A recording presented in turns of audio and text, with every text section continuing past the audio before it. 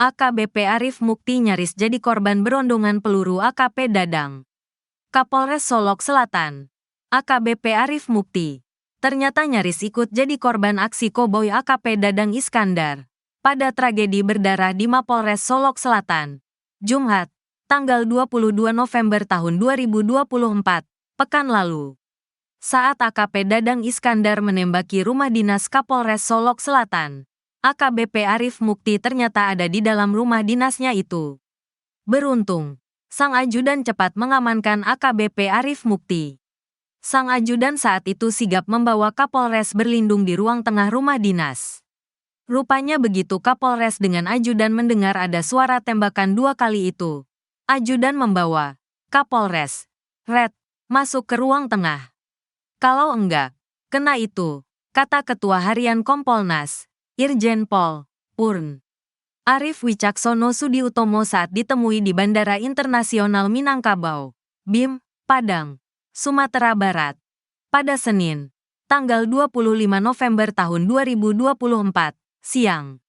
Arif Wicaksono Sudiutomo menemukan fakta itu setelah ia mengecek langsung tempat kejadian perkara, TKP, polisi tembak polisi di Mapolres Solok Selatan pada Minggu, tanggal 24 November tahun 2024. Ia mendatangi TKP selepas pertemuan dengan Kapolda Sumbar, Irjen Suharyono, pada Minggu, tanggal 24 November tahun 2024, pagi di Mapolda Sumatera Barat. Saat meninjau TKP di Mapolres Solok Selatan itu, Kompolnas menemukan ada banyak bekas tembakan di rumah dinas Kapolres, yang berjarak hanya beberapa puluh meter dari Mapolres Solok Selatan. Bekas tembakan ini didapati di kaca depan, jendela kamar, hingga tempat tidur rumah dinas Kapolres itu. Ada bekas tembakan, Red, itu di kaca depan. Itu tembus sampai ke kursi tamu. Lalu di tempat tidur, ini ada kacanya. Kaca pertama, kaca kedua, 3 tembakan, jendela kamar. Terus saya cek ke dalam tempat tidurnya kena, bolong, imbuhnya.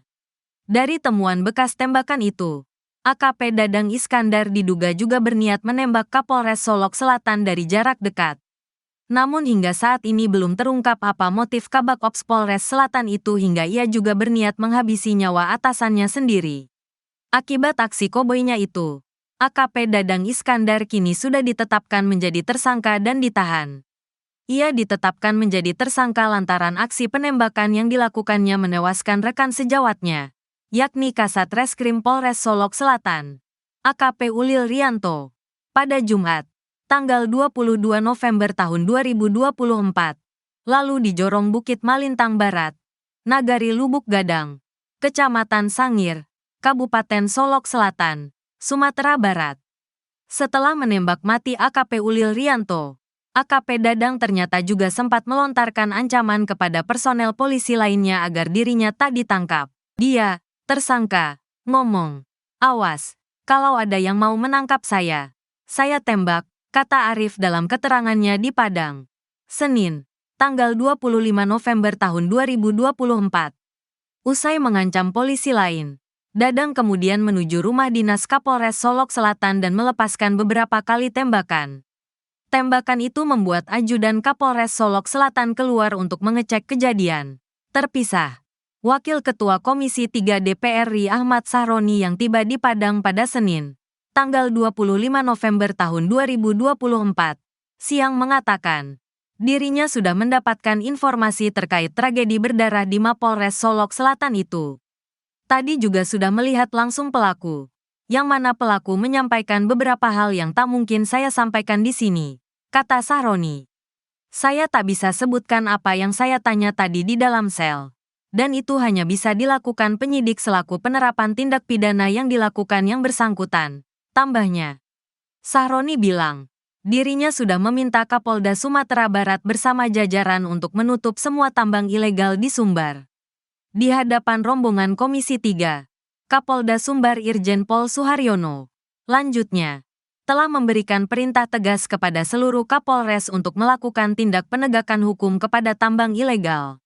Apresiasi buat Kapolda memerintahkan itu secara langsung di hadapan kami, katanya.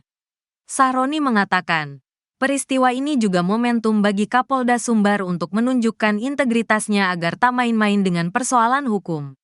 Kita berharap semua yang terkait dengan apa yang terjadi di Solok Selatan diperiksa agar terang benderang apa yang terjadi. Selanjutnya nanti kita tunggu Pak Kapolda menyampaikan apa hal yang akan dilakukan selanjutnya. Kita berharap kami pulang ke Jakarta Pak Kapolda menyikapi apa-apa yang bisa dikerjakan Pak Kapolda. Lanjut legislator dari Nasdem ini. Sahroni menuturkan, terkait penegakan hukum kasus Solok Selatan, Kapolda Sumbarlah yang akan menyampaikan secara langsung. Ia berharap kejadian polisi tembak polisi di Solok Selatan itu tidak terulang di daerah manapun. Makanya saya tadi pesan, humanisme terhadap lingkungan, internal, kepada bawahan untuk jalin silaturahmi dan solidaritas yang kuat, karena ada hubungan pimpinan dan bawahan. Jangan cederai perasaan anggota, jangan menyakiti hati anggota, di mana pimpinan adalah pucuk dari segala tongkat komando di wilayahnya.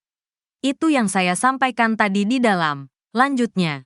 Sementara itu Kapolri Jenderal Polisi Listio Sigit Prabowo sudah memberikan atensi khusus terkait kasus polisi tembak polisi di Polres Solok Selatan, Sumatera Barat, Sumbar, itu. Kapolri memerintahkan Irwasum Polri Irjen Dedi Prasetyo dan Kadif Propam Polri Irjen Abdul Karim untuk turun ke Sumbar untuk melakukan pengawasan dalam rangkaian penyidikan kasus tersebut. Bahwa hari ini Bapak Kapolri sudah memerintahkan Kadif Propam dan Pak Irwasum untuk turun ke Sumbar dalam langkah mengecek dan mengasistensi semua kegiatan kepolisian yang dilaksanakan oleh Polres maupun dari Polda, kata Kadif Humas Polri Irjen Sandi Nugroho kepada wartawan. Senin, tanggal 25 November tahun 2024.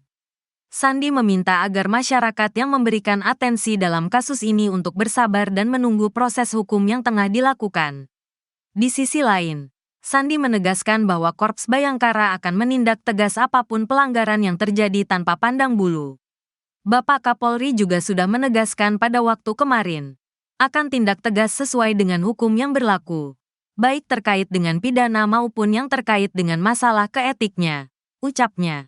AKP Dadang terancam hukuman mati usai tembak AKP Rianto Ulil Ansar. Kondisi terkini AKP Dadang Iskandar tersangka kasus polisi tembak polisi di halaman Mapolres Solok Selatan, disebut sempat mogok makan. Hal ini terungkap saat Kapolda Sumatera Barat, Irjen Pol Suharyono dan Ketua Harian Kompolnas RI, Irjen Pol Purn Arif Wicaksono Sudiutomo melihat langsung kondisi AKP Dadang Iskandar yang menembak AKP Rianto Ulil Ansar.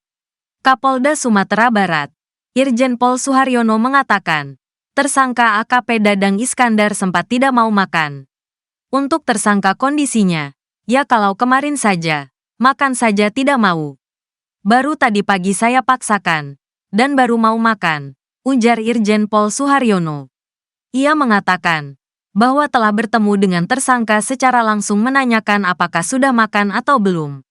Tersangka menjawab pertanyaan Kapolda Sumbar, bahwa dirinya sudah makan. Berarti dia, tersangka, baru mulai mau makan hari ini. Kemarin saya tanya belum mau makan, ujarnya.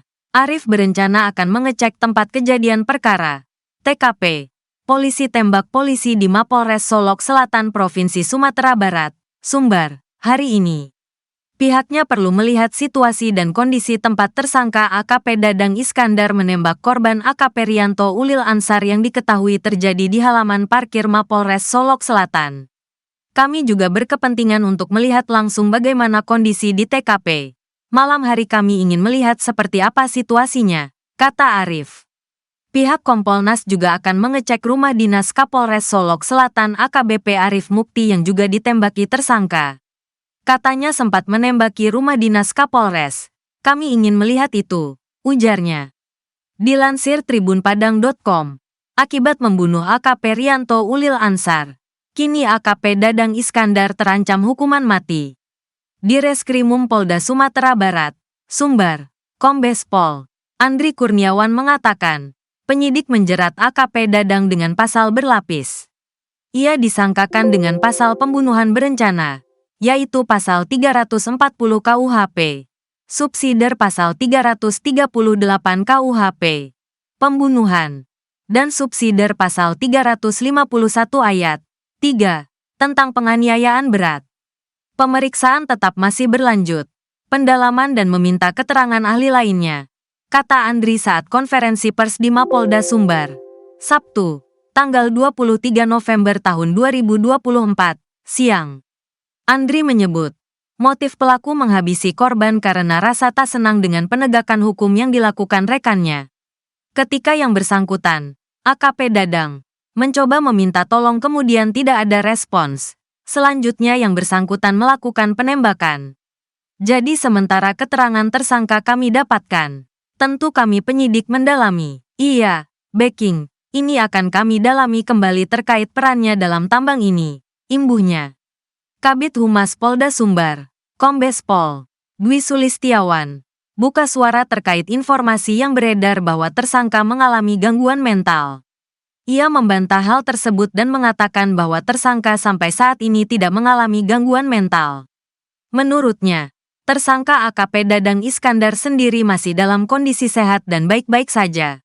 Tadi pagi sudah kita lakukan lagi pemeriksaan tes terkait dengan penggunaan narkoba, yaitu uji sampel rambut dan darah, sambungnya. Ia menyebut, Polda Sumbar masih akan menindaklanjuti dan melakukan pemeriksaan apakah tersangka menggunakan narkoba atau tidak.